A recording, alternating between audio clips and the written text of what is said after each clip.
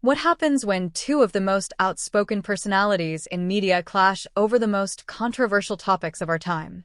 Tonight, we witnessed an interview that started as a routine promotional appearance and ended with one of the most dramatic walkouts in late-night television history. Before we dive into this incredible story, make sure to hit that subscribe button and let me know in the comments what you think about celebrity interviews that go completely off the rails. The tension was palpable from the moment Meghan Markle walked onto Jon Stewart's set.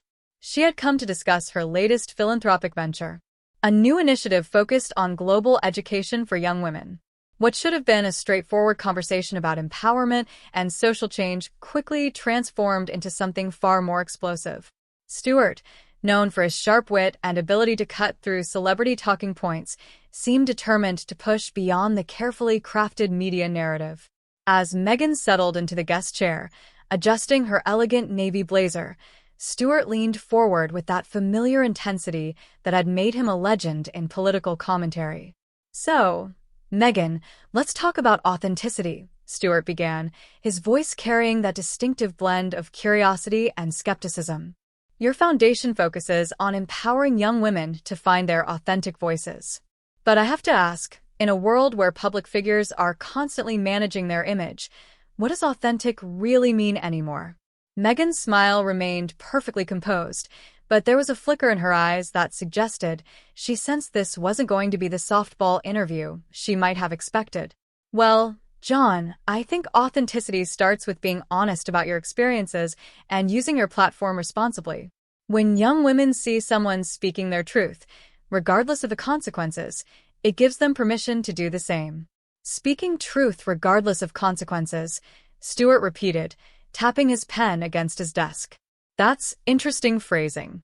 Because some would argue that when you have immense privilege and a global platform, the consequences of your truth-telling often fall on other people.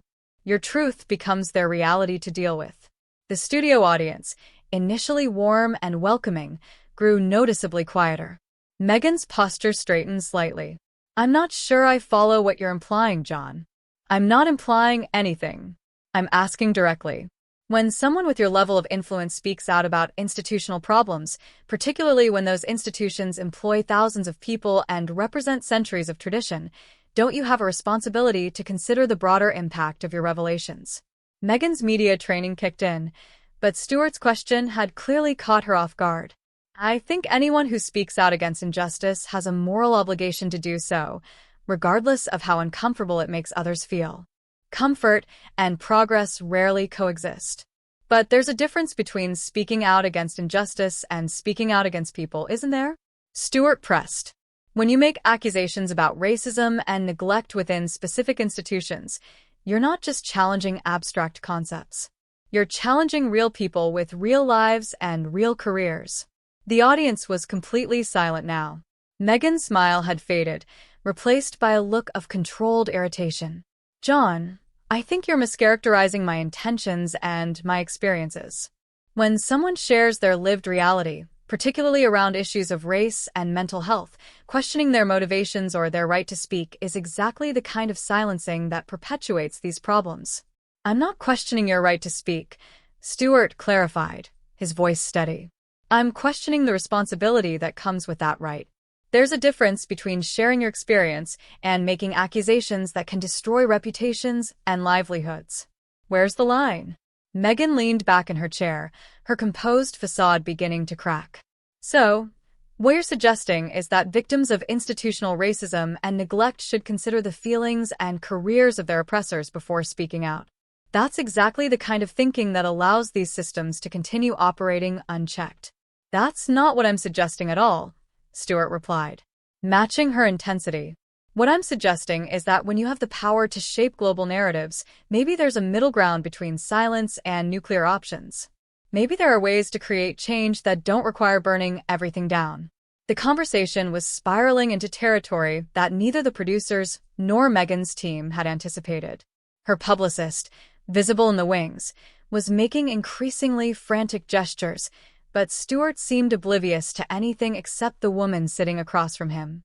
"Nuclear options." Meghan's voice carried a sharp edge. Now, Jan, with all due respect, speaking honestly about my experiences with racism and mental health struggles isn't dropping a bomb. It's sharing my truth in the hope that it might help others who are facing similar challenges. And I respect that intention, Stewart said, leaning forward. But intentions don't always align with outcomes, do they? When your truth-telling results in global headlines, royal family crises, and diplomatic tensions between nations, at what point do you step back and ask whether the method matched the message?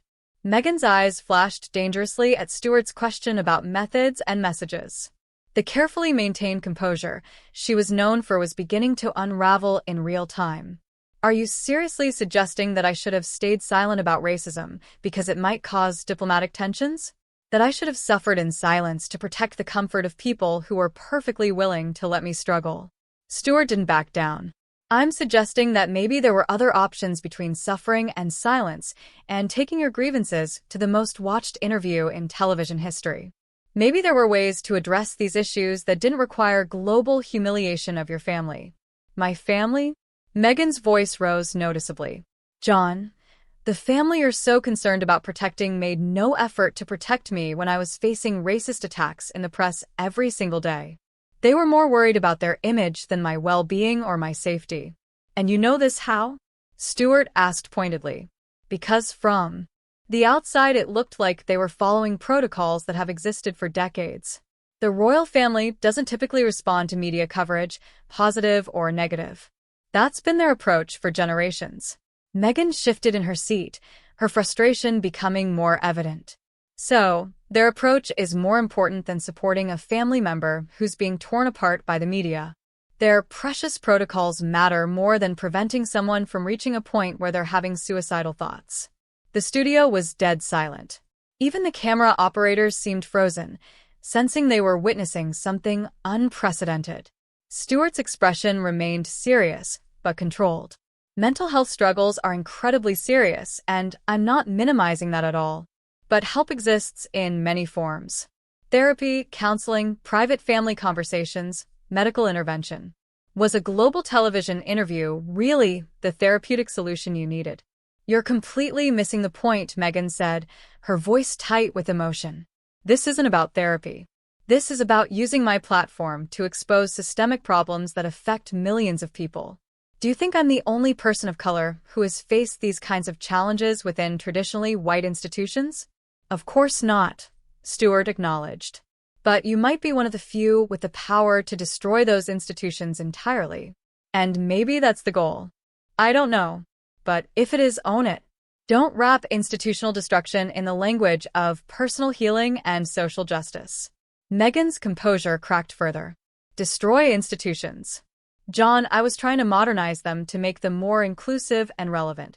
The fact that you see inclusion as destruction tells me everything I need to know about your perspective. That's not fair, and you know it. Stewart shot back. I've spent my entire career advocating for inclusion and social justice. But I've also learned that real change happens through building bridges, not burning them. What you did was throw a match and walk away. What I did, Meghan said, her voice rising, was tell the truth about my experiences. If that truth was so damaging, maybe the problem isn't with me telling it. Maybe the problem is with the behavior I was describing. Stewart leaned back slightly, studying her carefully. Let me ask you this directly. Do you believe that everyone who works within these institutions, everyone who has dedicated their lives to public service through these traditional structures, are they all complicit in racism? Are they all beyond redemption? The question hung in the air like a challenge. Meghan's jaw tightened. I believe that people who stand by and watch racist behavior without intervening are complicit. Yes, I believe that institutions that prioritize their image over protecting vulnerable members are fundamentally broken. And what about the good they do? Stewart pressed. The charities supported the public service, the stability they provide during times of crisis. Does none of that matter when weighed against your personal grievances? Personal grievances? Meghan's voice was sharp now. All pretense of media polish gone. You're calling racism and mental health neglect personal grievances. This is exactly the kind of minimizing that allows these problems to persist.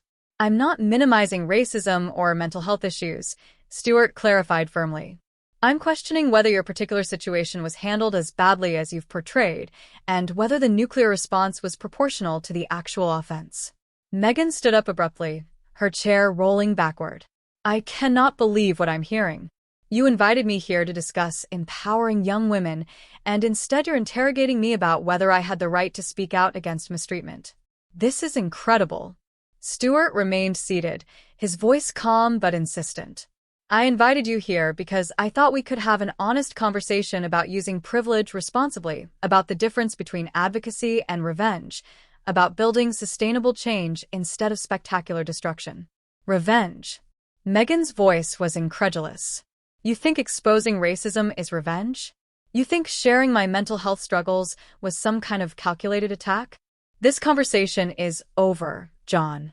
This is exactly the kind of toxic masculinity that silences women who dare to speak their truth.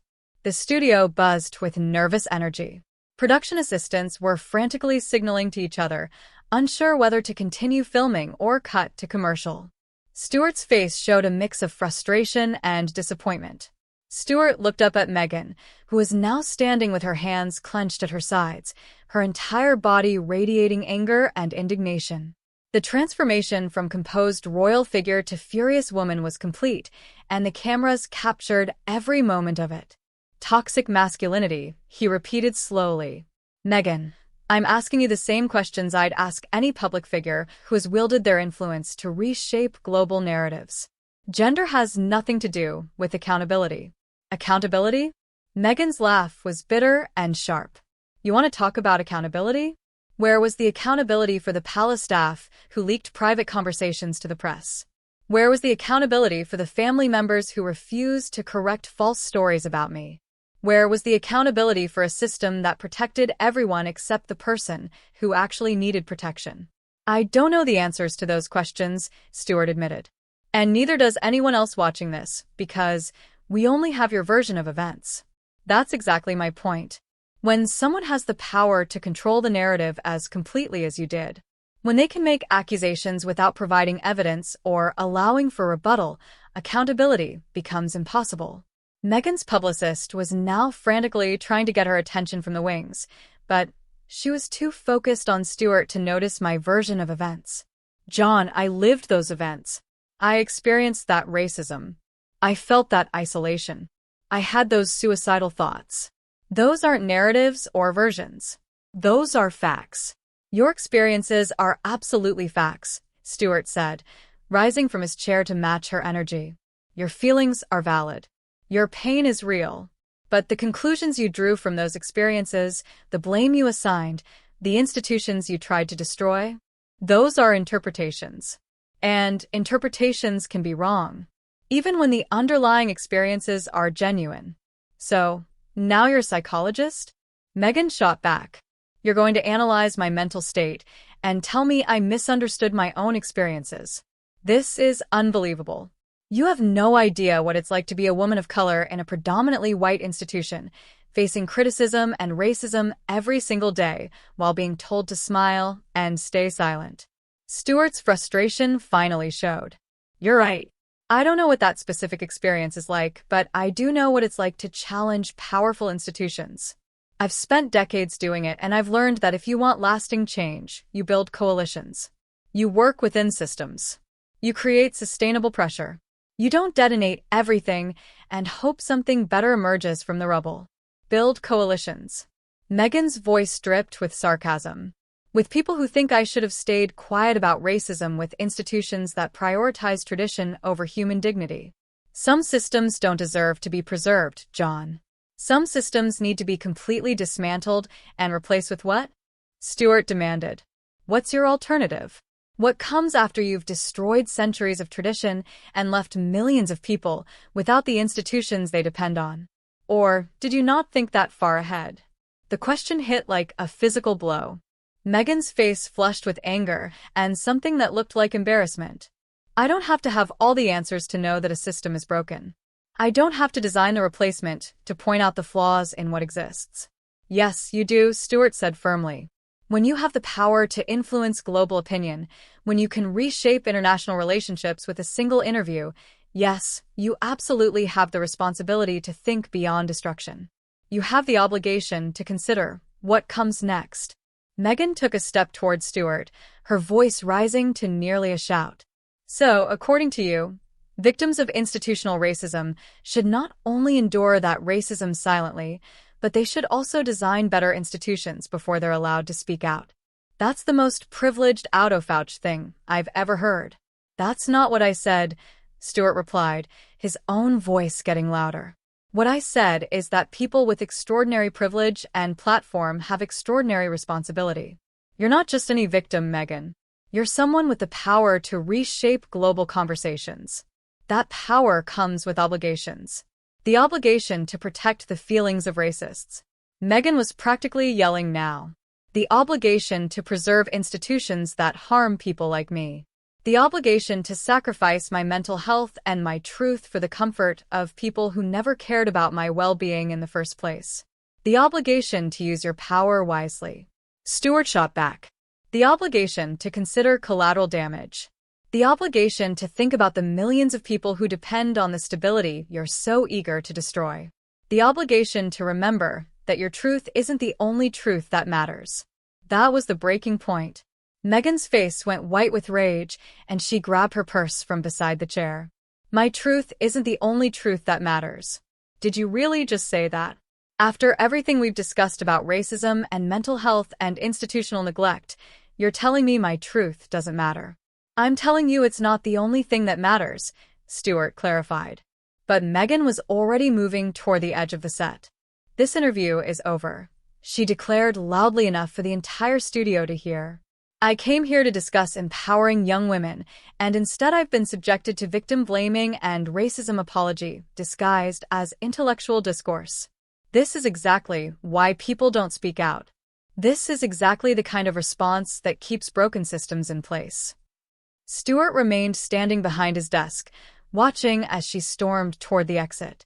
Meghan, wait. We're having a conversation about complex issues. Running away doesn't solve anything. She turned back one final time, her eyes blazing. I'm not running away, Jon. I'm refusing to participate in my own diminishment. There's a difference.